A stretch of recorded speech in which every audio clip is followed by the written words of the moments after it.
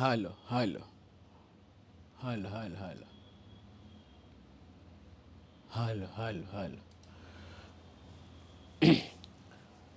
નમસ્કાર વિદ્યાર્થી મિત્રો, તમામ વિદ્યાર્થી મિત્રોનું હાર્દિક સ્વાગત છે. આજના સરસ મજાના લેક્ચરની અંદર હું અને તમે આપણે બંને બધા મળ્યા છીએ. ત્યારે કોમેન્ટ બોક્સની અંદર જલ્દીથી મને હાઈ કરો અને સાથે સાથે કમ્પ્લીટલી તમે મને કહો કે સરસ મજાનું આપણે અભ્યાસ માટે એકત્ર થયા છીએ. તો બધા આવી ગયા છે? મારો વોઇસ તમને સંભળાય છે કે નહીં? Good evening, good evening. ઓહો, આવી ગયા છે બધા. ઓલ ઇઝ વેલ છે? All is well? સરસ સરસ, ઓલ ઇઝ વેલ તમને બધાને દેખાઈ રહ્યું છે. ત્યારે આપણે ચાલુ કરી દઈશું. Okay okay okay okay okay okay. અને હું આવી રહ્યો છું આપણી પાસે આપણી સરસ મજાની દુઃખ, દર્દ અને ચિંતાને મિટાવવા માટે. દુઃખ, દર્દ અને ચિંતાને મિટાવવા માટે તમારે જે વાત કરવાની છે મારી સાથે, મારે જે વાત કરવાની છે તમારી સાથે, એની ચર્ચા કરવા માટે ભાઈ આવી ગયા છે. હે, ગોઠવાઈ ગયા છે ભાઈ, ગોઠવાઈ ગયા છે ભાઈ, આવી ગયા છે ભાઈ, આવી ગયા છે. જો મિત્રો, પ્રકરણ નંબર 10 અને 11 બે આપણે લેશું, એટલે વચ્ચે કોમેન્ટ ન કરવી ખોટી. પ્રકરણ નંબર 10 છે, એમાંથી આપણને 4 માર્ક્સનો એક ક્વેશ્ચન પૂછાવાનો છે. બરાબર છે?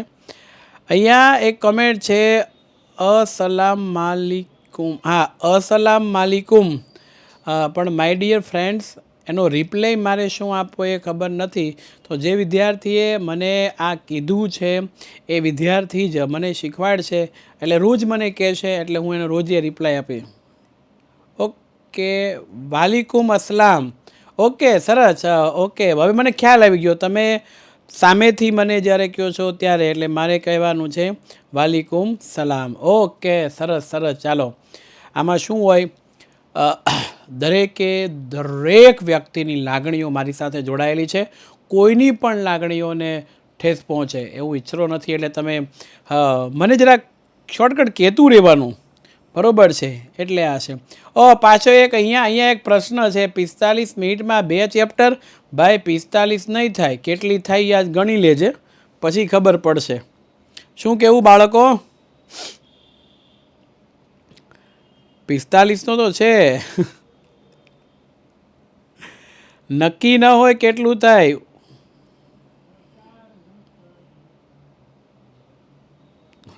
ઓકે, 90 મિનિટ 75 કંઈ નક્કી ના હોય, જ્યારે બંને પૂરું થાય ત્યારે.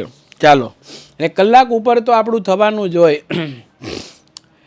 એટલે હવે કોઈએ કોમેન્ટ નહીં કરવાની. પહેલાં જ આપણે લેવાના છે સરસ મજાનું પ્રકરણ નંબર 10, અને એમાંથી આપણને શું પૂછાય છે, તો વિશ્વની અંદર ખેતી એક એવો વ્યવસાય છે કે જેના વગર તૃણાહારી હોય, શાકાહારી હોય, સજીવોમાં મનુષ્ય હોય, જીવજંતુ હોય, પ્રાણીઓ હોય, પક્ષીઓ હોય. અરે માંસાહારી પ્રાણીઓ પર આ તૃણાહારી ઉપર આધાર લાગે છે. આ બધું છે ને એ આમાં દેખાય છે. વિશ્વની અંદર આ આપણને આપ્યું છે. આમાંથી આપણને શું પૂછાય? આપણને બધાને ખબર છે, 4 માર્ક્સનો એક પ્રશ્ન, 4 ગુણના પ્રશ્ન બોર્ડની અંદર પૂછાય છે. બોર્ડમાં આમાંથી પૂછાય છે. એટલે 4 ગુણના પ્રશ્ન છે એ બોર્ડની એક્ઝામની અંદર આપણને પૂછાય છે. તો આપણે એ બરાબર ક્લિયર કરવાનો પ્રયત્ન કરશું. Right now, right now, right now. અલ્યા બહુ મોટું છે પણ ઇઝી છે. શું કામ ને માથાકૂટ કરો છો? રેડી? આ માત્ર તમારે યાદ રાખવાનું છે. આ પ્રસ્તાવના છે, બીજું કશું નથી. એમાંય પાછું અગત્યનું શું એ તમને કહી દઉં. ભારત છે ને એ ખેતી પ્રધાન દેશ છે. એટલે શ્રમ શક્તિના 60% લોકો, એટલે 60%, 100% કામ કરતા હોય, એમાંથી 60% લોકો ખેતી કરતા હોય. બરાબર? અને એનો કૃષિના ઉત્પાદનમાં 22% હિસ્સો છે અને કુલ પેદાશની અંદર 18% હિસ્સો ધરાવે છે. એટલે ભારત એક કૃષિ પ્રધાન દેશ છે એવું કહી શકાય, ખેતી પ્રધાન દેશ. રેડી? હવે જુઓ, આમાં 12 માસ ખેતી થાય અને ખેતીનો વ્યવસાય સૌથી વધારે છે એવું કારણ શું? તો કે અનુકૂળ આબોહવા, સિંચાઈ, કુશળ મહેનતુ ખેડૂતો, 12 માસ પાક લઈ શકાય, 2 કે તેથી વધારે વાવેતર લઈ શકાય તે. એટલે ભારતની ખેતીનો વિકાસ સાધી શકાયો છે. પણ પૂરતો વિકાસ નથી. જો એવું કોઈક આપણને પૂછે તો આપણે શું જવાબ આપવો? આ એક પ્રશ્ન છે. પૂરતો ભારતના વિકાસ ખેતીનો થયો નથી આવું કોઈ આપણને પૂછી પાડ્યું તો શું કહેવાનું? બરાબર? તો અહીંયા આપણે એ કહેવાનું કે અહીંયાનો જે ખેડૂત છે મહેનતુ તો ખરો, પણ બિચારો પાછો ગરીબ છે, અભણ છે, એટલે એને ખ્યાલ નથી. એની પાસે આવક ઓછી, કુટુંબનું કદ મોટું હોય તો ખેતરના કદ નાના હોય, એટલે ખર્ચો વધી જાય ને આવક ઓછી હોય છે. સર, કયું ચેપ્ટર સ્કીપ કરી શકાય? આઈ ડોન્ટ નો કયું સ્કીપ કરી શકાય. બરાબર છે, એવું ન કહી શકું. હા, એટલે બિચારો પ્રગતિશીલ ખેડૂત જે છે એ મોટા ભાગે કોઈને કોઈ કાર્યરત હોય છે અને એમાંથી કામ કરતો હોય છે. પણ કેટલાક પ્રશ્નોના કારણોસર ખેતીનો પૂરતો વિકાસ ભારતમાં થયો નથી. કૃષિના પ્રકારો, આઈએમપી સવાલ.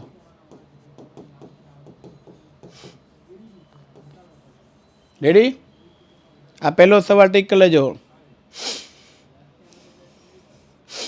SS નો સેક્શન C નો રેકોર્ડ વિડીયો નથી. ભાઈ, રેકોર્ડ વિડીયો ન આવતા હોય તેના માટે જે હેલ્પલાઇન નંબર છે એના ઉપર સંપર્ક કરો. હું કશું જ ન કરી શકું, એનો ડિપાર્ટમેન્ટ છે. 14મું સ્કીપ કરી શકાય, એમાંથી ઓબ્જેક્ટિવ સવાલ જ આવે અને 2 માર્ક્સનો ક્વેશ્ચન કદાચ એક પૂછાણો હોય તો ડોન્ટ વરી બી એપે, કારણ કે 13માંથી 9 લખવાના હોય વિભાગ બીમાં. હવે આ ચેપ્ટર કાઢી નાખ્યું ને એમાંથી એક પૂછાયો તો વધ્યા કેટલા? 12. તો 12માંથી 9 લખવાના થાય, એટલે એ તમે કાઢી શકો. એમાં પેલું 21મું નહીં કાઢતા લ્યા. 21મું તો 4 માર્ક્સની અંદર એક પૂછાય છે. સમજાણું? તકલીફ થઈ જશે. ચાલો જુઓ. પહેલું છે જીવન નિર્વાહ ખેતી. જીવન નિર્વાહ ખેતી શું છે? તો કે ભારતની અંદર ઘણા બધા લોકો એવા છે કે જેના ખેતરના કદ નાના છે, એટલે બિયારણ મોંઘા લાવી ન શકે, મોંઘું ખાતર જંતુનાશકનો ઉપયોગ કરવો પોસાય તેમ નથી, અને ખેતરમાં થતું અનાજનું ઉત્પાદન એટલું જ થાય કે પોતાના કુટુંબના ભરણ પોષણની પાછળ વપરાઈ જાય, એ બીજું કંઈ પણ કરી શકે નહીં. એટલે એને જીવન નિર્વાહ ખેતી, અને એનું બીજું નામ છે આત્મનિર્વાહન ખેતી. જે છે પોતાના પરિવારના ગુજરાન માટે ચલાવી શકાય, આત્મનિર્વાહન ખેતી તરીકે આપણે એને ઓળખી શકીએ છીએ. બીજું છે સૂકી ખેતી. આમાં બહુ સરસ, એકદમ શોર્ટ એન્ડ સિમ્પલ, જ્યાં વરસાદ ઓછો પડે. સૂકી ખેતીને પાછું શુષ્ક ખેતી પણ કહેવાય, અને એનું બીજું નામ છે શુષ્ક ખેતી. એટલે વરસાદ છે એ ઓછો પડતો હોય, સાથે સાથે સિંચાઈની સગવડતા ઓછી, તો જમીનમાં ભેજ કેવો છે એના આધારે ખેતીનો પાક લેવામાં આવે છે, અને ચોમાસું છે એના ઉપર જ આધાર રાખે છે, કારણ કે સિંચાઈ પણ ઓછી છે એટલા માટે. બીજી પ્રકારી. ત્રીજો આદ્ર ખેતી ભીની, તો પહેલાં કરતાં ઊંધું. અહીંયા વરસાદ વધારે, સિંચાઈ વધારે, બરાબર છે, વર્ષમાં એકથી વધારે પાક લેવાય, અને આ ખેતી છે વરસાદ પર આધારિત હોતી નથી. આ પંજાબમાં વરસાદ ઓછો પડે પણ સિંચાઈની સગવડતા વધારે, એટલે ત્યાં ઉત્પાદન 12 માસ સારું થાય છે. પછી છે સ્થળાંતરિત ખેતી, જેને ઝૂમ ખેતી કહેવામાં આવે છે. માય ડિયર ફ્રેન્ડ્સ, અહીંયા ઘટના એવી છે કે કોઈ જંગલ વિસ્તારને સાફ કરી, વૃક્ષો કાપી, હળગાવીને એમાં ખેતી થાય, 2-3 વર્ષ સુધી ખેતી થાય ને પછી ફળદ્રુપતા ઘટે એટલે આ વિસ્તારને છોડી દઈ અને લોકો બીજી જગ્યાએ જાય છે. આના કારણોસર જંગલનું પ્રમાણ ઘટે છે, એટલે સરકારે અને જંગલનું પ્રમાણ ઘટાડતું હોવાથી આના ઉપર પ્રતિબંધ મૂક્યો છે. એટલે અહીંયા સ્થળાંતરિત ખેતી તરીકે એને ઓળખવામાં આવે છે, અને બીજું નામ ઝૂમ ખેતી કહેવાય છે. પછી આપ્યું છે બાગાયતી ખેતી. માય ડિયર ફ્રેન્ડ, ઘટના એવી બની છે કે ચોક્કસ પ્રકારનું બગીચો હોય, એક જ વખત વાવેતર થાય કેરી ખાવી હોય તો પ્રતિવર્ષે ઉનાળાની સિઝન આવે એટલે આપણે આંબાને ગોટલું લઈને વાવતા નથી, બરોબર છે?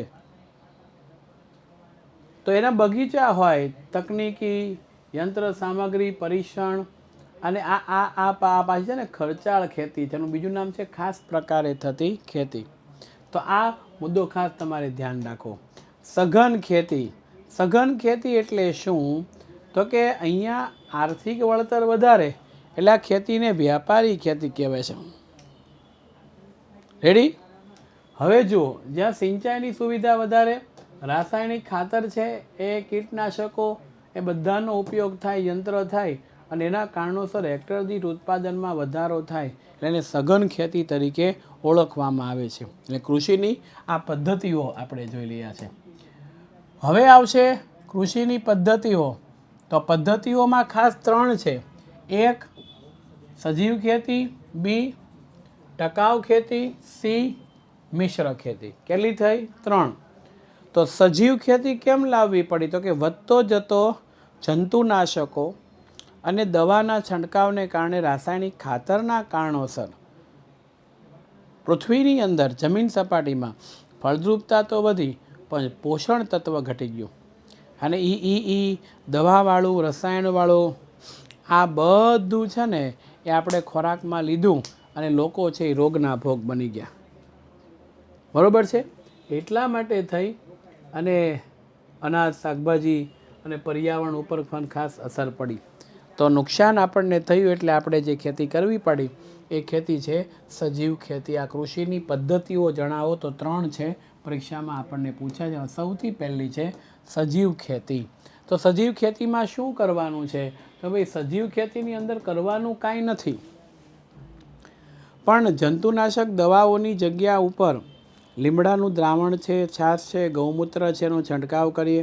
રાસાયણિક ખાતરની જગ્યા ઉપર અળસિયાનું ખાતર છે, વર્મી કમ્પોસ્ટ છે, છાણિયું ખાતર છે એનો ઉપયોગ કરીએ, જેનાથી ઉત્પાદન પણ સારું આવશે અને પોષક તત્વ પણ મળે. આમાં ખેડૂતોને સારું. પેલું તમે આને અંગ્રેજીમાં પેલું શું કહેવાય? મને નામ ભૂલાય. ઓર્ગેનિક ખેતી. ઓર્ગેનિક ખેતી એ છે. પછી છે ટકાઉ ખેતી. ટકાઉ ખેતી એટલે લાંબા સમય સુધી ફળદ્રુપતા જળવાય રહે માટે પાકની ફેરબદલી કરવી જોઈએ. પોષણ તત્વ માટે જરૂરી રાસાયણિક ખાતરોનો ઉપયોગ કરો, પણ જો રાસાયણિક ખાતરનો ઉપયોગ જરૂરિયાત પૂરતો કરવા. શબ્દ બહુ મહત્વનો છે. સજીવ ખેતી કેમ લઈ આવ્યા? કે આડેધડ ગમે એમ ઉપયોગ કર્યો ને એટલે. પણ અહીંયા જરૂરિયાત પૂરજો. કીટકોનું, નીંદણોનું નિયંત્રણ કરવું વધારાનું. અને મિશ્ર ખેતી, જ્યારે ગામડાની અંદર ખેતીની સાથે સાથે બીજો કોઈ વ્યવસાય કરે, પશુપાલન, મરઘાપોતા ઉછેર, મધમાખી ઉછેર, મત્સ્ય ઉછેર, તે. કારણ કે કેવું થાય, વ્યવસાય ખેતીનો મુખ્ય, પણ જો ખેતી આખી વરસાદ પર આધારિત છે એટલે વરસાદ જો ઓછો પડ્યો હોય તો ઘટના તકલીફમાં મૂકી શકે. તો એના કરતાં આપણે એ ધ્યાન રાખીએ કે સારામાં સારું ઉત્પાદન થાય કે ન થાય, પણ બીજો કોઈ વ્યવસાય હોય કે જેનાથી આપણે જ્યાં હોય, બરોબર છે, આવક મેળવી શકાય. એટલા માટે આ મિશ્ર ખેતી છે શરૂ કરી. ઋતુઓના સંદર્ભે કૃષિના પ્રકાર. આ ધ્યાન રાખજો, ઋતુઓના સંદર્ભે કૃષિના પ્રકાર છે. અથવા તો એક વખત આ પરીક્ષામાં તફાવત તરીકે પણ પૂછાણો હતો. ખરીફ પાક અને રવિ પાકનો તફાવત પૂછી શકાય. રવિ જાયદ, જાયદ ખરીફ. ઓકે, તો આ તમારે ખાસ કરવાનો રહેશે. આ બહુ કામનું નથી. પાક તો ઓળખતા આવડે ને, ધાન્ય પાક કયો કહેવાય, શાકભાજી કોને કહેવાય, ફળ કોને કહેવાય. રેડી? હા, આ બાલભવન પહેલાં બીજામાં હોય તે છે. હવે આવે છે ડાંગરનો પાક છે. તો ડાંગરનો પાક છે એની આપણે તૈયારી કરીએ એ પહેલાં એક ફોન આવ્યો છે, ને ફોન અનનોન નંબરથી છે, એટલે આપણે ફોનને કોઈ જાતનો રિપ્લાય આપશું નહીં, કારણ કે ફોન છે અને નોન છે, બરાબર, ચોક્કસ નંબર ઉપરથી આવેલો નથી, એટલે આપણે કોઈ જાતનો રિપ્લાય નહીં આપશું. તો ડાંગરનો પાક છે. પાક બધા ન થાય ને તો કંઈ નહીં, હું કહું એટલા કરવાના. એક, આ ડાંગરનો પાક છે, બરોબર, આ પહેલું થઈ ગયું. બીજો જે છે ઘઉંનો પાક છે, આઈએમપી જ લખું છું લ્યા. ત્રીજો છે મગફળી. ચોથું કપાસ શેરડી. રેડી? હવે કમ્પ્લીટ થઈ ગયું. હા, આ ડાંગર છે એનો પાક છે. અહીંયા તમે જોઈ રહ્યા છો. હા સોરી, એક કહેતો ગયો, આનું ચિત્ર પૂછાય પરીક્ષામાં. આ બધા પાક છે ને એના ફોટા આપણને પૂછાય. હા, પાઠ્યપુસ્તકની અંદર ફોટા આપ્યા હોય ને તે, અને એ ઉપરથી કે ભાઈ આ પાક કયો છે, કઈ રીતના છે તે. અરે યાર, હું જે કહું છું ને એટલું તમે લો ને એટલું કરો. આ તો તમે હું કહી દો પછી હવે ચા કોફી બીજો કોઈક બીજો લખે ત્રીજો, એના કરતાં એક કામ કરો, બધું કરી નાખો. આ રિવિઝનની જરૂર જ ના પડે. અને હું લેક્ચર એ બંધ કરી દઉં. હવે તમને ખબર જ છે શું પૂછાવાનું છે. તો ખોટી કોમેન્ટ નહીં કરો. હું જે આપું છું એટલું લો. એટલું તૈયાર થઈ જાય પછી તમને કોઈ શંકા જાગે કે આવું પૂછાય એમ છે કે અહીંયા છે, તો એના ઉપર વિચાર કરો. બરોબર? ચાલો, હવે અહીંયા આ આખો જે પાક છે એ ડાંગરની અંદર છે. તો પાણીવાળી, એટલે ભાઈ આ જવાબ આપો કેટલા માર્ક્સની અંદર સવાલ પૂછાય તે. પાણી સતત ભર્યું રહેવું હોય એની અંદર આ જેને 3 લખ્યું છે ને ભણતા નથી, ખાલી આઈએમપી લેવા જેવા છે. અને જેણે 4 લખ્યું છે એ ચોક્કસ ભણે છે, એનું ધ્યાન છે. અને જેણે 3 ને 4 લખ્યું છે એ અટકળે આવી ગયા છે, લેક્ચર ચાલુ કરતાં કરતાં થઈ ગયો છે. હવે નીકળાય એમ નથી, કારણ કે પેરેન્ટ્સ સામે બેઠા છે.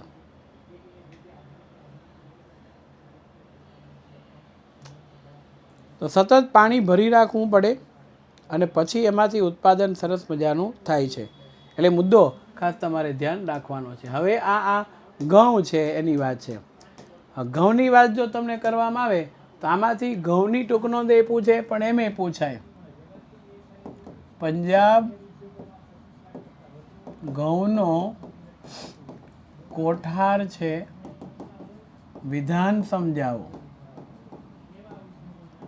અને એ પણ પૂછી શકાય કે ઘઉં અનાજનો રાજા છે, વિધાન સમજાવો. બરોબર છે, ઘઉં અનાજનો રાજા છે. માય ડિયર ફ્રેન્ડ, ત્રીજી વખત ફરીથી ફોન આવ્યો છે. હું એક વખત ફોન ઊંચકવાનું ટ્રાય કરીશ, કારણ કે આ ફોન મને અગત્યનો હવે લાગી રહ્યો છે. બરોબર? ઓકે, થોડી વાર વોઇસ નહીં આવશે.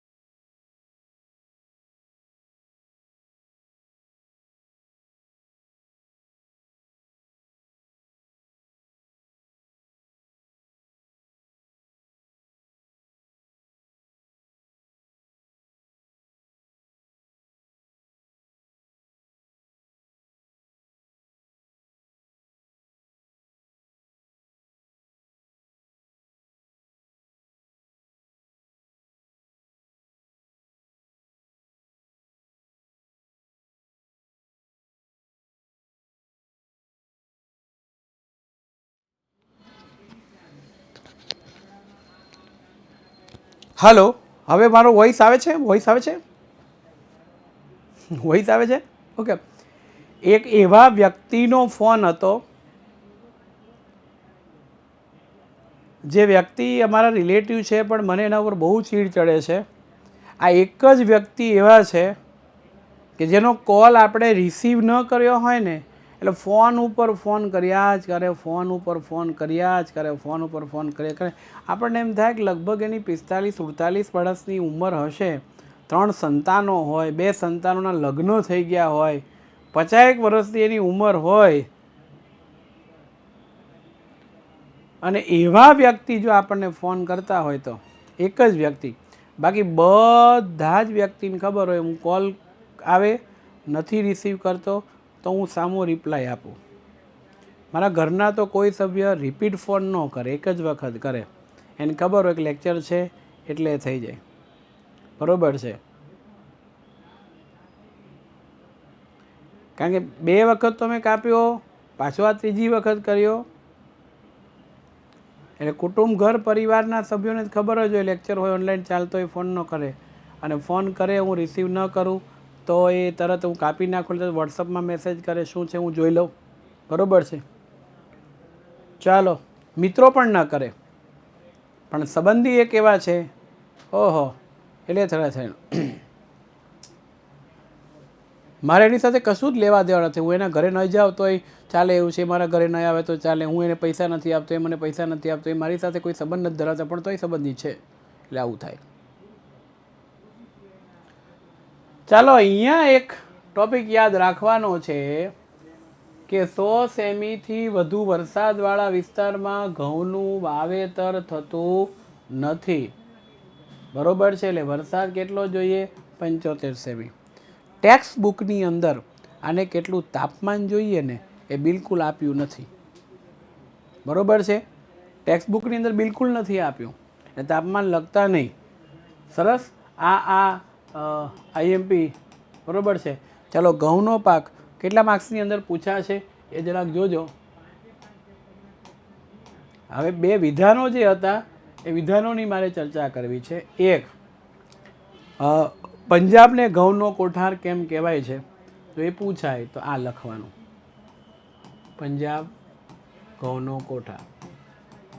તમને એમ થાય સાહેબ આટલું જ એવું 4 માર્ક્સમાં, પણ નહીં, આ 2 માર્ક્સની અંદર. પછી રાજ્ય કેવી રીતે? રાજ્યમાં ધ્યાન એટલું રાખવાનું છે, તમે 4-5 પાક જે મેં આઈએમપી કીધા એમાં કોમન કાઢશો એટલે 4-4, 5-5 રાજ્ય કોમન નીકળી જશે. કોમન નીકળી જાય બધામાં લખી દેવા. જેને યાદ નથી રહેતું એના માટે આ રામબાણ ઇલાજ છે. કોમન નથી લખતા તે. ઓકે, એ બંધ થઈ જાય. પછી તમને ઘઉં અનાજનો રાજા છે. બરોબર છે? તો ઘઉં અનાજનો રાજા છે એ કઈ રીતે યાદ રાખવું? તો એના માટે આ છે, હા આટલું છે એ લખી દઉં, ઘઉં અનાજનો રાજા છે. તો આપણે પ્રશ્ન થાય કે સાહેબ તો કે હા, સાહેબ તો કે હા, આને કેમ 2 માર્ક્સમાં આવે? તો ભાઈ ઘણી વખત એવું થાય, માની લો કે પ્રશ્ન નંબર 52 છે, 4 માર્ક્સમાં પૂછાય, તો અ અને 52 એમ 2 આપ્યું હોય તો 2 + 2 = કેટલા થાય? 4 થાય. સમજાણું? રેડી? હા. એટલે આ ધ્યાન, આમાં 3 માર્ક્સની તો અપેક્ષા ક્યાંથી રહી? એટલે જે 3 વાળા છે ને ખરેખર બિચારા હલવાઈ ગયા છે. આપણે શું સમજ, આવું આપ્યું હોય, પાછું ઘણીવાર છે ને આવું આપ્યું હોય ને એટલે આપણે આને 2 સમજ, એટલે આ 2માંથી કોઈ એક જ લખીએ. એવું નથી, આ બંનેને તમારે એટેન્ડ કરવા પડે ત્યારે એ થાય છે. એટલે હવે બધાને કેક ખવડાવું છું. ચાલો, કેક બધા ખાઈ લેજો. Happy birthday to you, happy birthday to you, happy birthday to you. આવતા વર્ષે જેટલા પણ વિદ્યાર્થીઓનો બર્થડે છે બધા જ વિદ્યાર્થીઓને એડવાન્સમાં happy birthday to you, happy birthday to you. Thank you thank you. ચાલો, હા, જુવાર છે એ બહુ કંઈ ખાસ પૂછાતું નથી. નકશાની અંદર ખાસ જરા ધ્યાન રાખવાનું છે. બરાબર છે? નકશાની અંદર આવા પાકો આપણને પૂછી શકાય છે. અને સૌથી વધારે ક્યાં થાય છે? તો ગુજરાતમાં સુરત, તાપી જિલ્લામાં થાય છે. અને લીલા પશુચારા, આ પેલો જુવાર પેલો પોંક બનાવવામાં આવે, પોંકવાળા અમારે સુરતની અંદર ખાસ તો થાય છે. બરાબર છે? હા, મેં તમને બધાને વિષય એટલા માટે કર્યું કે બધાને યાદ રહે બર્થડેનો. બરાબર છે? હા. હા હા, એટલે જરા ખાસ છે. તો એ તમારે યાદ રાખવાનું છે. બાજરી, આ એક યાદ રાખજો, શ્રમજીવી લોકોનું મુખ્ય ધાન્ય પૂછે તો એ કયું છે? બાજરી છે.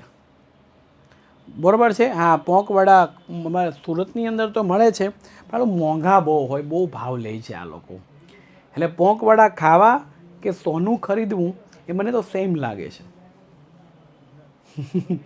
હા હા, એટલે લીલો જુવાર હોય ને એના દોણાને કાઢ્યા હોય, પછી પેલું ચણાનો લોટને નાખીને આપણે જેમ પકોડાને ભજીયાને કરીએ એ રીતના, પણ બહુ સારું લાગે, કડક કડક સરસ ડાકોરના ગોટા જેવું લાગે. 400-500 રૂપિયા આસપાસ એ કિલોનો ભાવ હોય. એટલે ભાઈ સૌથી વધારે બાજરી રાજસ્થાનમાં થાય છે. હા, પેલું ઉંબાડિયું પણ બહુ સરસ મજાનું મળે, સુરતમાં નહીં થોડુંક બહાર મળે છે. ચાલો, ગુજરાતમાં બાજરીમાં બનાસકાંઠા જિલ્લો છે એ સૌથી મોખરે છે, સૌથી આગળ છે, એ તમારે ખાસ ધ્યાન રાખવાનું છે. ચાલો, ઓકે થઈ ગયું.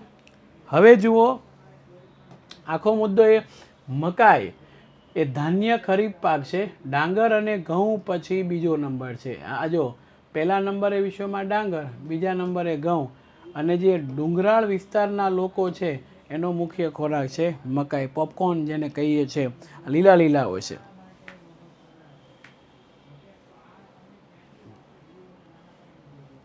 સર મારે એ જ ભૂલ થઈ હતી, અને હા, 2 માર્ક્સ ઓછા પ્લસ માઇનસ થઈ શકે. હા બરાબર છે. પપોપ પપોપ, આનો ચેવડો પણ સરસ મજાનો થાય. તમારી સામે અવનવી પ્રકારની આ મકાઈ લઈ આવ્યો છો. કેવા કલરફુલ દાણાવાળી છે, સફેદ દાણો છે, એ આપણી દેશી મકાઈ છે. પછી તો અમેરિકન મકાઈ છે ને એમાં પાછું વેરાયટીઝ આ બધી આવતી જાય છે. સંકરણ જેમ જેમ થતું જાય છે તેમ તેમ આવી જાતો વિશ્વની અંદર વિકસતી જાય છે. રેડી? અને આમાંના ઘણા કયા કયા કલરના તમે જોયા છે એ તમે જરા કોમેન્ટ કરો એટલે મને ખ્યાલ આવી જાય. એટલે નકશાની અંદર આ ખાસ તમારે ધ્યાન રાખવાનું. અને પૌષ્ટિક આહાર તરીકે કઠોળની જરૂરિયાત પડે પડે પડે અને પડે, પણ કઠોળની આપણને ટૂંકનોંધ પૂછાતી નથી. એમાંથી માત્ર ટૂંકા પ્રશ્ન છે એ પૂછાય છે.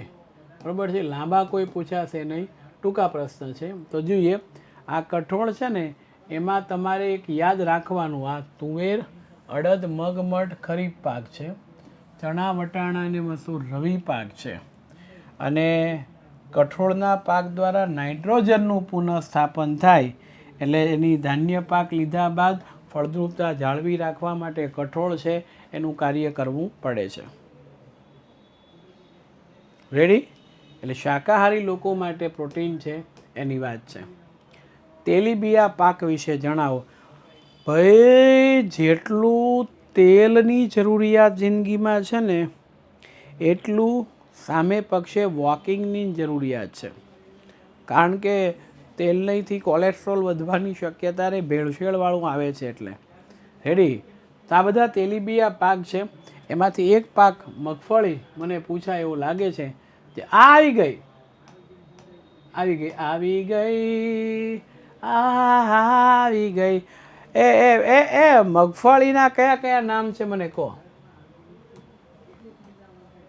આ 4 ગુણમાં પૂછાય છે, ખૂબ જ અગત્યનું છે. સામાન્ય નામ એનું મગફળી છે. ઓકે? બીજા માંડવી, શીંગ, પછી ભૂતાલ, ભૂતાલ. રેડી? હા, ભૂતાલ. ચાલો, ભૂતાલ.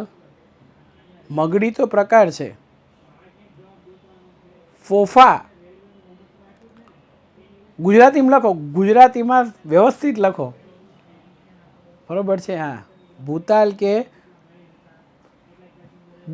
ગુજરાતીમાં લખો તો જ ખ્યાલ આવશે. ખોખા, ખોખા. ઓહો, ખોખા એ રાઈટ છે.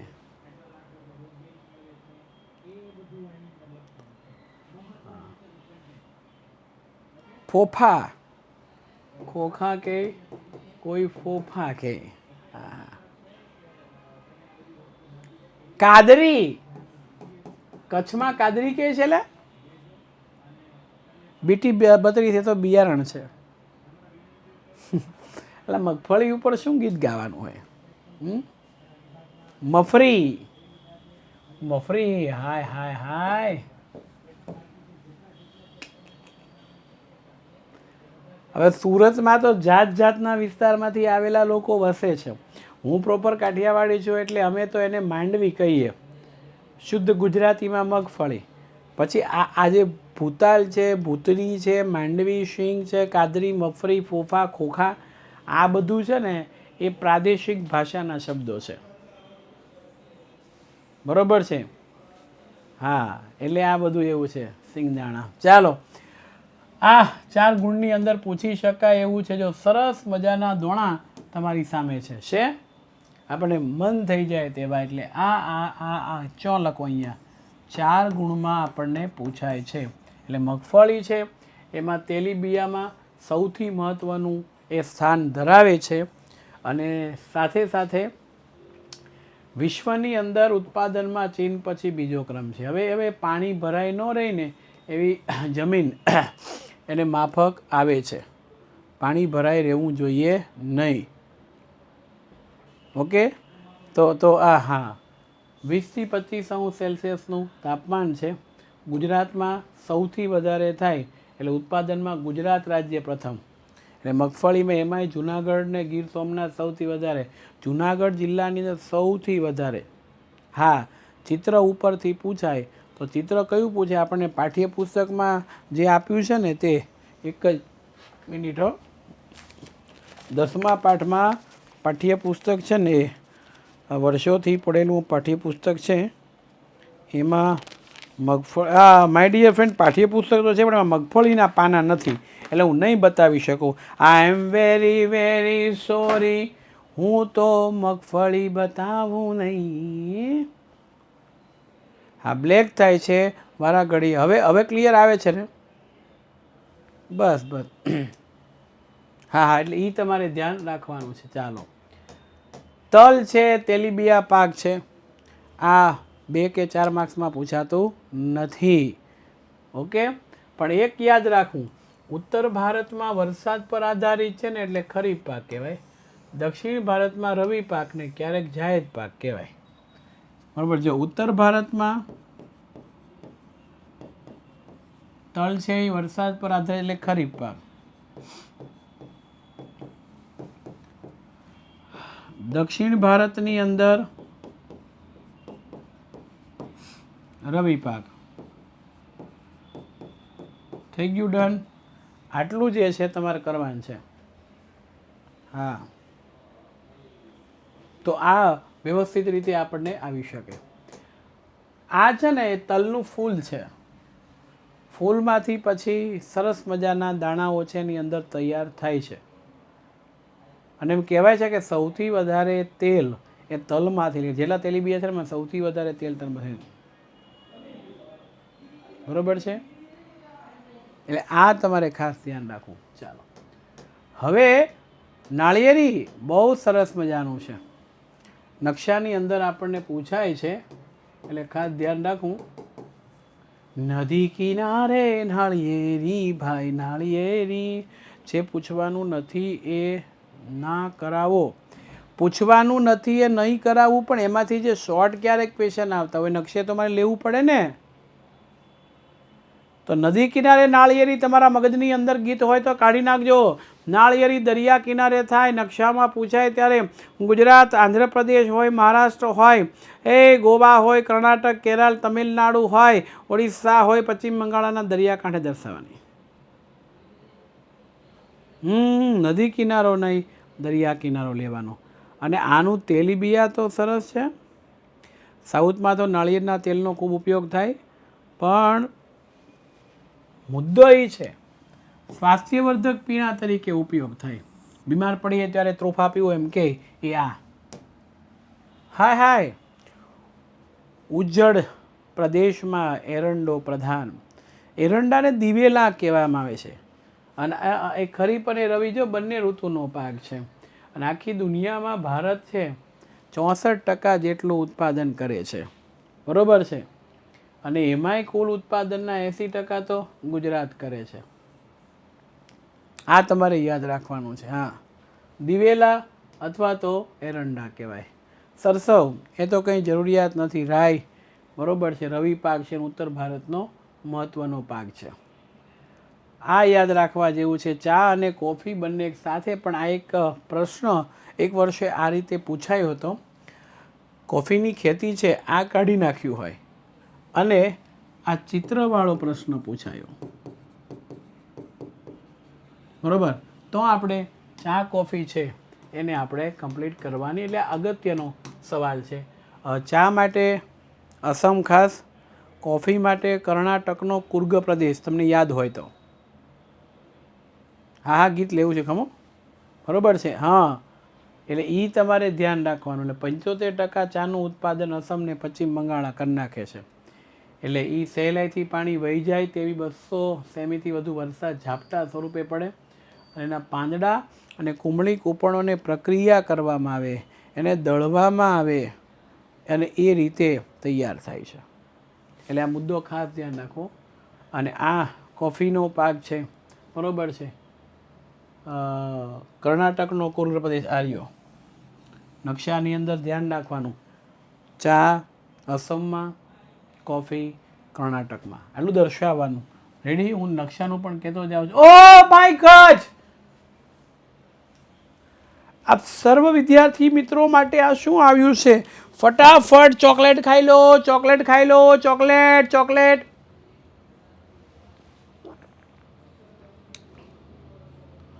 તમે ચોકલેટ ખાનું, પાણી પીવું છો?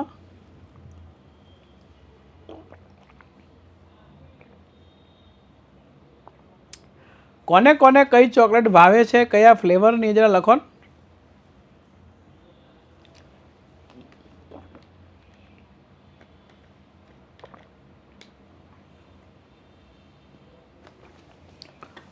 વાહ, ઓહો, કંપનીઓ તો જો લગભગ વિશ્વની કોઈ કંપની બાકી નહીં રહી ચોકલેટ માટે, એટલી ચોકલેટ તમને બધાને ભાવે છે.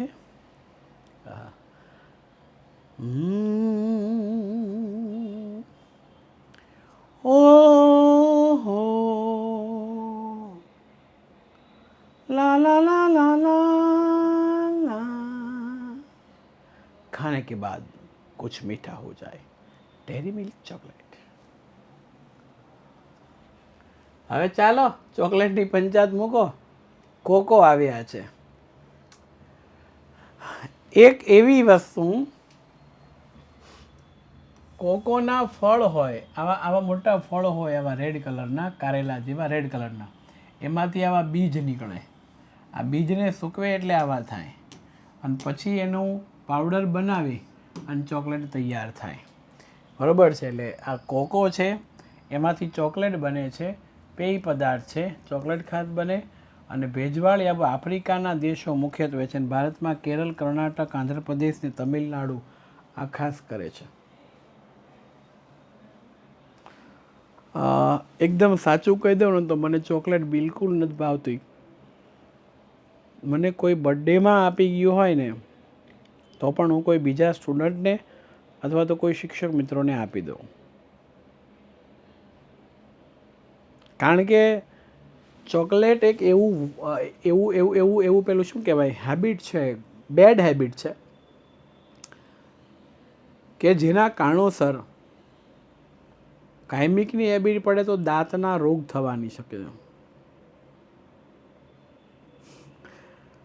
હવે મારી દીકરીના જન્મ થયા પછી જે વિદ્યાર્થીઓને ખબર હોય ને સાહેબની દીકરી નાની છે, એ લોકો ખાસ મને વધારે 2 ચોકલેટ આપે બર્થડે હોય ત્યારે, કે બહારથી લઈ આવ્યા સાહેબ, આ અમેરિકાની ચોકલેટ છે, ના યુરોપથી લઈ આવ્યા છે સાહેબ, અહીંથી લઈ જાઓ. તો મારી દીકરીને ચોકલેટની બહુ હેબિટ પડી ગઈ છે. ઘણી વખત રાત્રે ઊંઘમાં ઉઠીને ચોકલેટ માગે,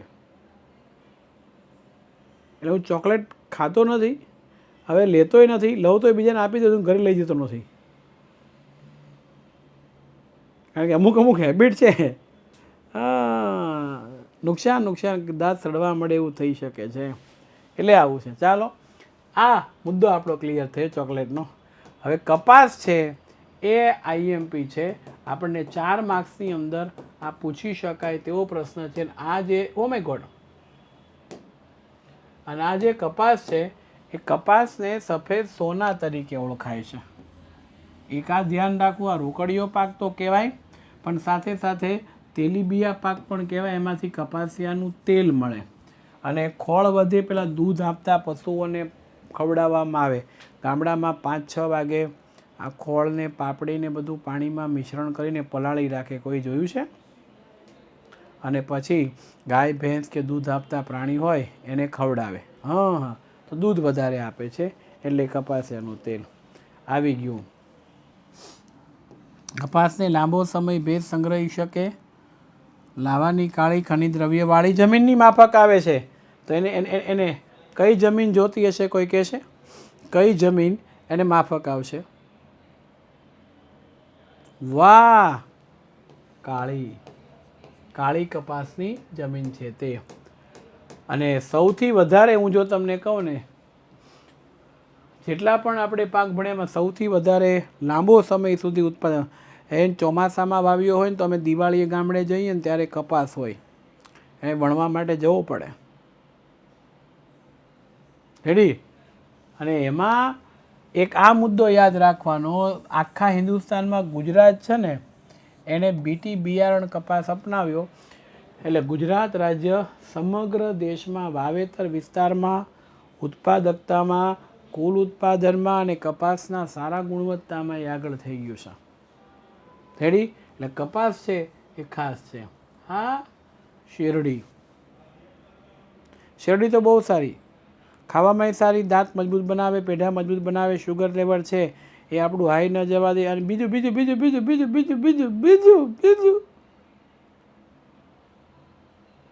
કોઈની સાથે ઝઘડો થયો હોય ને તો શેરડી હોય ને તો આપણે મારે નહીં, કેવા છે વેક મારી સમણા, પણ આપણે ઝઘડો કરવો નહીં.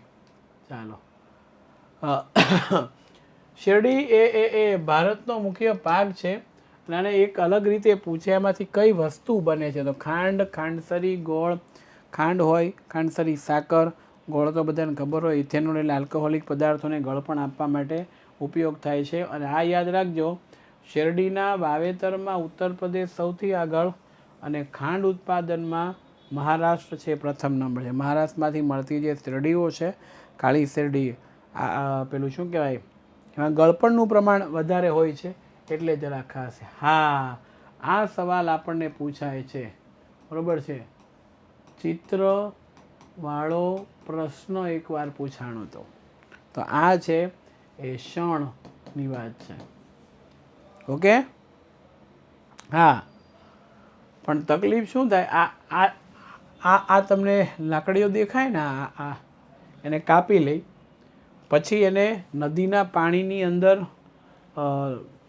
આપણે થોડી પૂળીઓ બનાવી પાણીની અંદર નાખી દે, ડૂબે નહીં, તરે, અને એના ઉપર નદીમાંથી કાઢેલો કાંપ હોય ને ઉપર પાથરી દે, એટલે થોડાક દિવસ સુધી એમને રહેવા દે, એટલે સડે, કોહવાય.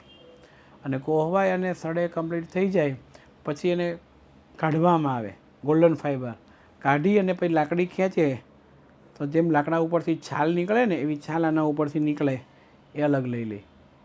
અને છાલને ભેગી કરવામાં આવે અને એમાંથી રેશા બની અને પછી છે વસ્તુઓ બનાવવામાં આવે.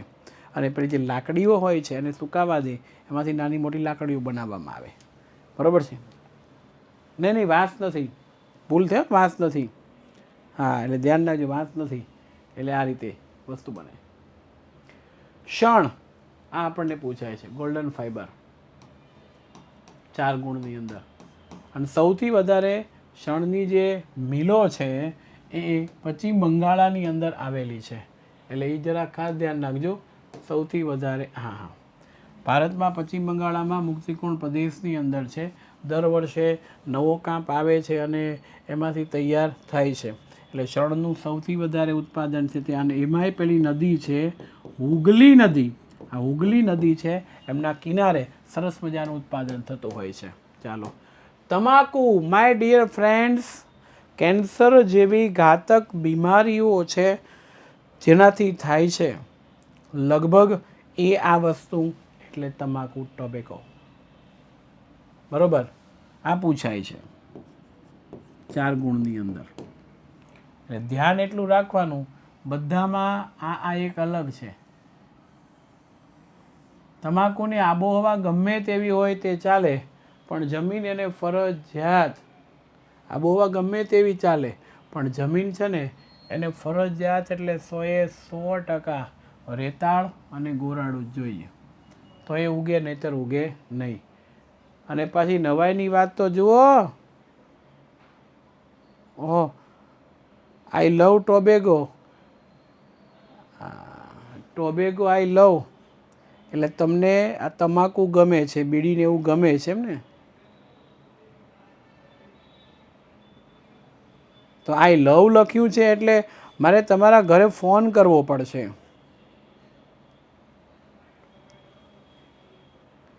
તો એવો કટાક્ષ શા માટે કરો કે સામેવાળો વિશ્વાસ કરી જાય?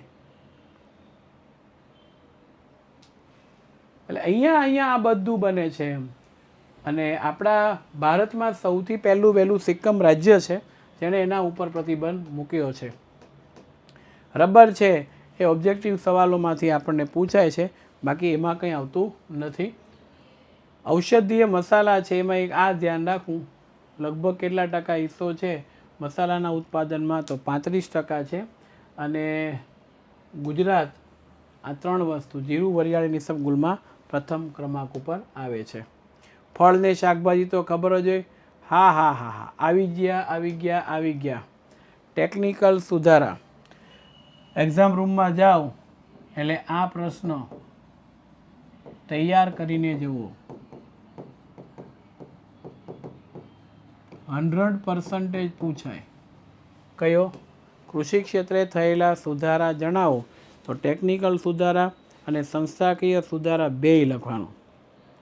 સર તમાકુ હાનિકારક હોવા છતાં શા માટે ઉગાડે છે? જો સૌથી પહેલું એ હાનિકારક તો છે, પણ એનું માંગ જ દુનિયામાં વધારે છે. ભારતમાં તો છે પણ એટલે વિદેશમાં નિકાસ પણ કરે છે ભારત, તો વિદેશી ઊંડિયામણ મળે છે, એટલે ના ન પાડી શકાય. આઈએમપી પ્રશ્ન છે. હા બરાબર, હા એટલે ઉગાડે છે. એટલે ટેકનિકલ સુધારા ખાસ તમારે કરતા જવાના છે. આ તમે જુઓ, NPK, નાઇટ્રોજન, ડીડી કિસાન ચેનલનો બધાનો ઉપયોગ આપણે કરીએ છીએ. અને રાસાયણિક ખાતરો છે, નાઇટ્રોજન, ફોસ્ફરસ ને પોટાશયુક્ત ને એ બધાનો છંટકાવ કરીએ. ડાય એમોનિયા ફોસ્ફેટ DAP, બરોબર. આ જરા ખાસ તૈયાર કરીને જજો આખું. અને એક આના પૂરા નામ ICAR, Indian council of agriculture and research, DER, department of agriculture research and education. આ તમારે ખાસ કરીને જવાનું છે. રેડી? વાહ. તો બીજો એવો અગત્યનો સવાલ તમને કહી દઉં, યા સંસ્થાકીય સુધારા, મોસ્ટ IMP.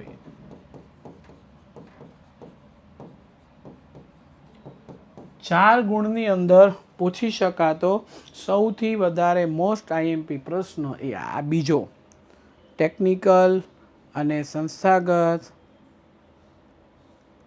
રેડી? હા ચાલો. નાફેડ, ગ્રોફેડ ને NDDB, આ 3ના પૂરા નામ છે તમારે યાદ રાખવાના છે, એ આપણને પૂછાય. આખો ક્વેશ્ચન છે. એટલે એક્ઝામ રૂમમાં જાવ એટલે કૃષિના પ્રકાર, કૃષિની પદ્ધતિ. પાકમાં કીધું ડાંગર છે, ઘઉં છે, કપાસ છે, આ ખાસ મગફળી છે, કરીને જ જવાના જેની શક્યતા સૌથી વધારે છે. બરોબર છે. નિગમ એટલે આખું એનું યુનિયન જેને કહી શકાય, એ નિગમ તરીકે ઓળખવામાં આવે છે. ચાલો, હવે હરિયાળી ક્રાંતિ છે. એ હરિયાળી ક્રાંતિની શરૂઆત ક્યારે થઈ? કે ભાઈ આપણે 1960ના વર્ષો પછી કૃષિ ક્ષેત્રની અંદર ટેકનિકલ ને સંસ્થાકીય સુધારા થઈ ગયા, પછી આ બિયારણની જાત લઈએ એવા ઉત્પાદન વધ્યું ને એટલે હરિયાળી ક્રાંતિ થઈ. એટલે હરિયાળી ક્રાંતિ છે એ સવાલ પણ IMP છે. ઓકે, એ આપણે કહ્યું. ઇંગ્લિશની અંદર તમારા સ્પેલિંગ જુઓ ધ્રુવી મેડમની જેમ આપણે સ્પેલિંગમાં તકલીફ ન હોય તો લખી શકાય, પણ મારી જેમ સ્પેલિંગમાં તકલીફ હોય તો ખાલી ગુજરાતી જ લખવાનું. સમજાઈ ગયું? હા, એટલે આ ખાસ વિગતો આપી છે. તો ભારતીય અર્થકાળમાં કૃષિનું યોગદાન, આ સવાલ છે. તો એમાં આટલા મુદ્દાઓ છે ને એ જ ખાસ લખવાના છે. બરાબર? એ પૂરું થાય. અનાજ સંરક્ષણ, અને આ આઈએમપી છે. ભારતીય અર્થકાળ પર વૈશ્વિકીકરણની અસર. વૈશ્વિકીકરણ એટલે શું? કયા પાઠમાં? 16મા પાઠમાં આવે. ભારતીય અર્થતંત્રને વિશ્વ અર્થવ્યવસ્થાનો ભાગ બનાવવાની નીતિ, એને વૈશ્વિકીકરણ કહેવામાં આવે છે. 15મું પાઠ એલા ભાઈ નથી, 16માની અંદર છે. હા हाँ, पछतावे से अच्छा है कोशिश करके फेल हो जाओ. It's better to fail than repent. समझा? મહેનત ન કરીએ અને પછી પરિણામ ખરાબ આવે અને એક પસ્તાવો થાય કે મહેનત કરી હોત તો સારું હોત. એના કરતાં 50, 52, 55 દિવસો જે આપણી પાસે પડ્યા છે એમાં ખૂબ સારી મહેનત કરીએ ને, ખૂબ સારી મહેનત એટલે 100% પરિણામ આવે છે. અને કદાચ પરિણામ નેગેટિવ આવે તો એ ગભરાવાની જરૂર નથી. આપણે જે મહેનત કરી છે આપણા પેરેન્ટ્સ, આપણા સગા સંબંધી બધાએ જોઈ છે, એટલે સેલ્યુટ જ કરે આપણા ઉપર. બરોબર? હે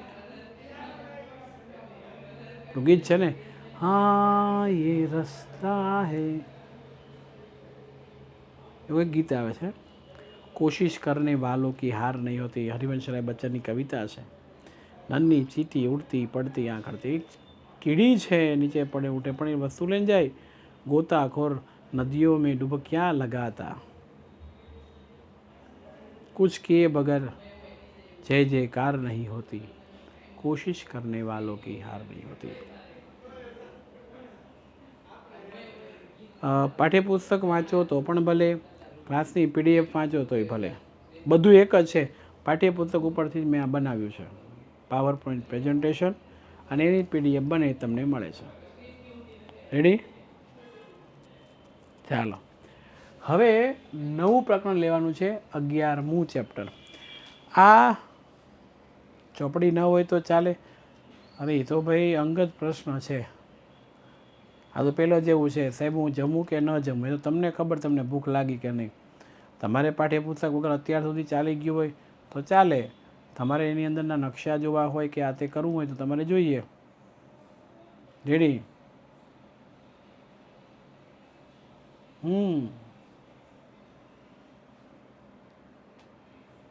ચાલો, 11મા પ્રકરણમાંથી નકશો પૂછાવાની શક્યતા છે બહુહેતુક યોજનાનો.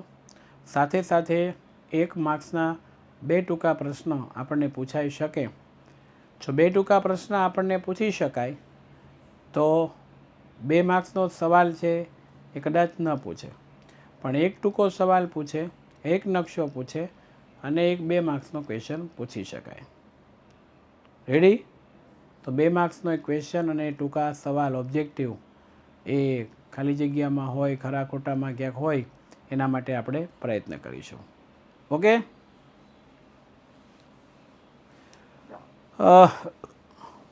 ભાઈ કોણ કેટલું ઉત્સુક છે ને એનું માપ ન નીકળે. હા, અરે આમાં થોડુંક તમને હું સમજાવી દઈશ કઈ રીતના ક્યાં શું છે તે. હજી મારે એક એવો પણ લેક્ચર લેવો છે જેમાં ઓબ્જેક્ટિવ સવાલો છે ને એ ખાલી હોય, તમને ખ્યાલ આવશે. ચાલો, સૌથી પહેલાં તો માય ડિયર ફ્રેન્ડ આ પ્રસ્તાવના છે. જળ એ જીવનનું અભિગમ છે. આને કંઈ યાદ ન રહે તો કંઈ ટેન્શન લેવાની જરૂરિયાત નથી, કારણ કે ઘણા બધા ઉપયોગો એના છે. આપણે આ યાદ રાખવાનું છે, જળ સ્ત્રોતના પ્રકાર. તમને પેલા શબ્દ સમજાવવામાં અને અગત્યના સવાલની અંદર આ પૂછે છે કે ભાઈ વૃષ્ટિય જળ કોને કહેવાય? તો વરસાદ પડે એને વૃષ્ટિય જળ કહેવાય. આજે વરસાદ પડે છે, આવરે વરસાદ તે ભર્યો પ્રસાદ, ઉના ઉના પીઝા ને ટોમેટા કેચપ, હાય ઉના ઉના પીઝા ને ટોમેટા કેચપ, હા. બીજું પૃષ્ઠીય જળ છે. આ જરા સ્પેલિંગ મિસ્ટેક છે. પૃષ્ઠીય જળ અને પછી જમીનની અંદર ઉતરે છે એ આ ભૂમિગત જળ છે. રેડી? આ ખાસ યાદ રાખવું. પછી આ તમે જુઓ ભૂમિગત જળ જે જમીનની અંદર ઉતરે અને ભૂમિગત જળનું સ્થાન અગત્યનું.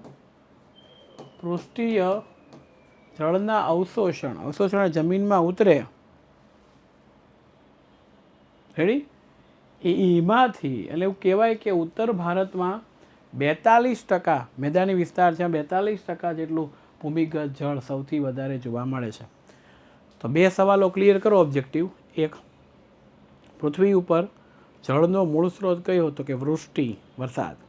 બીજું, પૃષ્ઠીય જળ કે જે જમીન ઉપર ચાલે છે, વહેતું જાય છે, એમાં મહત્ત્વનો મુખ્ય સ્ત્રોત હોય તો એ છે નદી.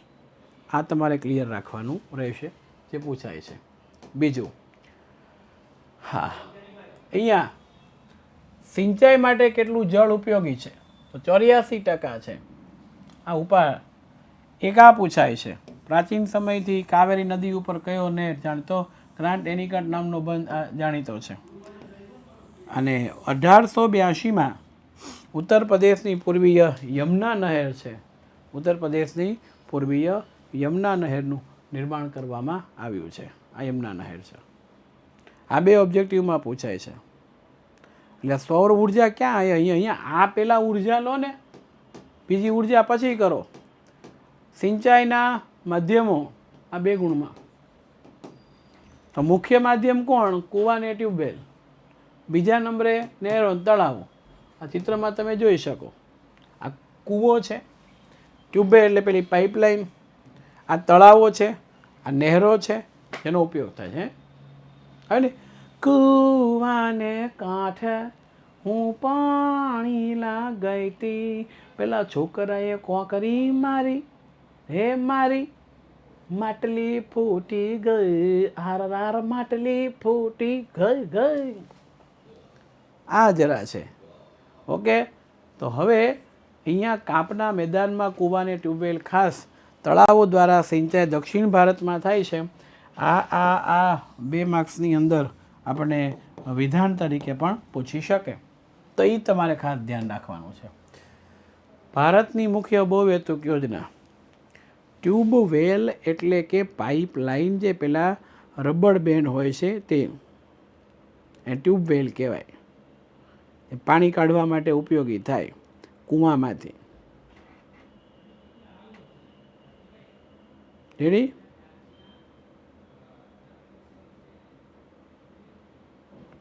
ઓકે,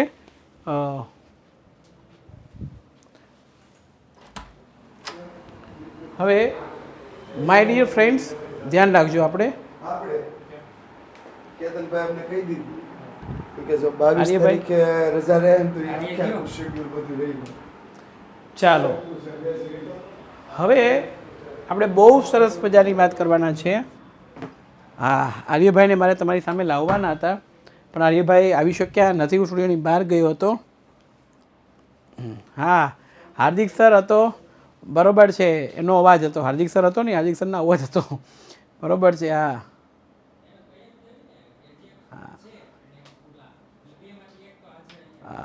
સંકલ્પ ભાઈ આપને બ્લોક કરવા માટેની પ્રક્રિયા અત્યારે મારે કરવાની છે.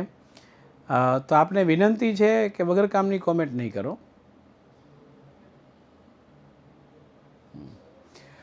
મારો પ્રિય વિષય એક કોઈ નહોતો, પછી ધીરે ધીરે મને આવડતું હતું એટલે મેં ભણવાનું ચાલુ કર્યું. હા, બહુહેતુક યોજના, બરોબર છે. તો બહુહેતુક યોજના એટલે શું અને બહુહેતુક યોજનાના હેતુઓ આ પૂછાય છે મોસ્ટ આઈએમપી. તો આની વ્યાખ્યા છે. બહુહેતુક યોજના એટલે નદી ખીણ સાથેની હલ કરે, આની વ્યાખ્યા. અને આ એના હેતુઓ છે. 2 ગુણની અંદર આપણને પૂછાય. રાઈટ? હા તમારી ઘોડે. તો આ આપણને પૂછાય છે એટલે જરા તૈયાર કરવું. જેટલા પણ વિદ્યાર્થીઓ આ જુએ છે એક્ઝામ સેન્ટરમાં જાઓ એટલે કોષ્ટક તૈયાર કરીને જવાનું. આમાંથી ઓબ્જેક્ટિવ પ્રશ્ન 100% ક્યાં તો તમારી એસએ 2માં અને ક્યાં તો તમારી બોર્ડની એક્ઝામમાં હશે ને હશે એ ધ્યાન રાખવું. અને નકશાની અંદર પણ બોબેતુક યોજના આપણને પૂછી શકાય. રેડી? એટલે આ બધાએ ધ્યાન રાખવાનું છે. સિંચાઈ ક્ષેત્રનું વિતરણ આ આવતું નથી આમાંથી. આ યાદ રાખવું. સૌથી વધારે આઝાદી પછી 4 ગણું સિંચાઈ ક્ષેત્ર વધ્યું. ફર્સ્ટ વાવેતરના 38% સિંચાઈ. સિંચાઈના વિતરણમાં સમાનતા મિઝોરમની અંદર સૌથી ઓછું 7.3 અને પંજાબમાં સૌથી વધારે 90.8%. 4 વસ્તુ ક્લિયર. આઝાદી પછી કેટલા ગણું? 4 ગણું સિંચાઈ વધ્યું. કુલ ક્ષેત્રના 38% આ ઓબ્જેક્ટિવમાં પૂછાય. મિઝોરમની અંદર 7.3 ને સૌથી વધારે પંજાબમાં 90.8%. 217 લાવ્યું હોય કે 17 હોય આપણે શેની મતલબ છે? આપણે તો કામ થાય. ભારતમાં જળ સંકટ સાથે સર્જાયું છે. આ સવાલ છે એ પૂછાય એવો છે. 2 ગુણની અંદર રામ રો રો રો રો રો આ તૈયાર કરીને જો 2 ગુણની અંદર આપણને પૂછાય છે આ કે જળ સંકટની ગંભીર સમસ્યા છે એ ઊભી થશે તો તમારે આ લખવાનું છે. કારણ કે વધતી જતી વસ્તી, ઉત્પાદકતા વધે, જરૂરિયાતો વધે અને જળ સંકટ થાય. ભૂમિગત જળ તો આપણે બહુ લઈ ગયા છે, બરોબર છે. તો આ જરા ખાસ ધ્યાન રાખ્યું. 50% ગામમાં પીવાનું શુદ્ધ પાણી નથી અને 8% શહેરોમાં નથી. બરોબર. ઉદ્યોગોનું મલિનજન પણ આનું મુખ્ય કારણ છે. દૂષિત ગંદુ પાણી છે ને એ આપણે ઉપયોગ કરીએ જેનાથી વિવિધ પ્રકારના રોગ થાય છે. જળ પ્લાવિત ક્ષેત્ર વિકાસ એ કંઈ ચિંતા કરવાની જરૂર કઈ રીતના છે હું તમને કહી દઉં. આકૃતિ દોરીને બતાવો તો પરીક્ષામાં આકૃતિ નહીં આવે કે જળ પ્લાવિત ક્ષેત્ર વિકાસ એટલે શું? તો કે ઋતુ પરત્વે જે વરસાદ થાય, વાદળો બંધાય અને વરસાદ થાય ને એટલે આ નદીઓના ઝરણાઓ હાલતા થાય અને ઝરણાઓ એકબીજાને મળે એને શાખા નદી કહેવાય અને શાખા નદી દ્વારા મુખ્ય નદીનું નિર્માણ થાય અને પાણીનો પ્રવાહ છે એ વધતો જાય. ખ્યાલ આવી ગયો? આ બધું જે છે હા 2 માર્ક્સના આઈએમપી પ્રશ્ન પણ આવશે. ચાલો 10મા ધોરણમાં રેન્ક નહીં આપતા હોય એટલે હવે વૃષ્ટિ જળ સંચયન હું જરાક એક સાફ કરી નાખો બેટા. અહીંયા જરાક મને એવું લાગ્યું કે પડશે.